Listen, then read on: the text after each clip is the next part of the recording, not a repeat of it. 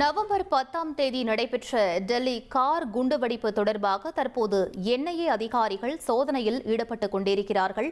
காஷ்மீர் உள்ளிட்ட 8 இடங்களில் தேசிய புலனாய்வு முகமை சோதனை என்பது தற்போது நடைபெற்று வருகிறது.